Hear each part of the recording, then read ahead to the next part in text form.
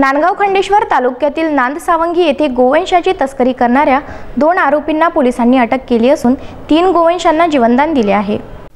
नांदगाव खंडेश्वर तालुक्यातील नांदसावंगी या गावानजीक 29 जुलै रोजी सायंकाळी 7 वाजताच्या सुमारात नांदगाव खंडेश्वर पोलिसांनी गोपनीय माहितीच्या आधारे सापळा रचून नांदगाव खंडेश्वर पोलीस स्टेशनचे ठाणेदार संतोष भंडारे, पोलीस उपनिरीक्षक राजकुमार कांबळे, पोलीस कॉन्स्टेबल अतुल सिरसागर, विवेक ठाकरे, सदाशिव देवकट्टे हे पेट्रोलिंग करीत असताना त्यांना गोपनीय माहिती मिळाली की बडनेरा येथून मनभा तालुका कारंजा लाडकडे जनावरे भरून गाडी जाणार आहे। या विश्वसनीय माहितीच्या आधारे नांदगाव खंडेश्वर पोलीस स्टेशनचे ठाणेदार यांच्या मार्गदर्शनाखाली सापळा रचला असता बडनेराकडून कारंजाकडे मालवाहू MH06 AG 3058 हे वाहन थांबवून तपासणी केली असता त्या वाहनात जनावरे कोंबून भरून अवैधरित्या तस्करी करण्यात येत असल्याची खात्री पटली।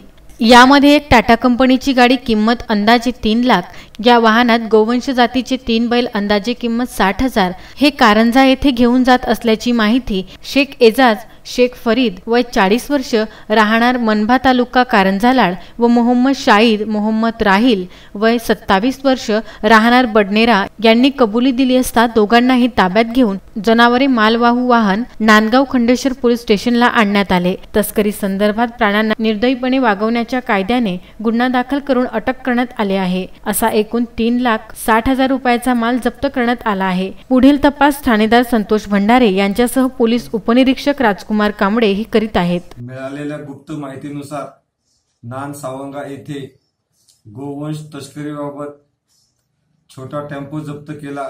त्यामध्ये 3 गोवंश जनावरे सापडले, त्यांच्यावर गुन्हा दाखल करण्यात आलेला आहे।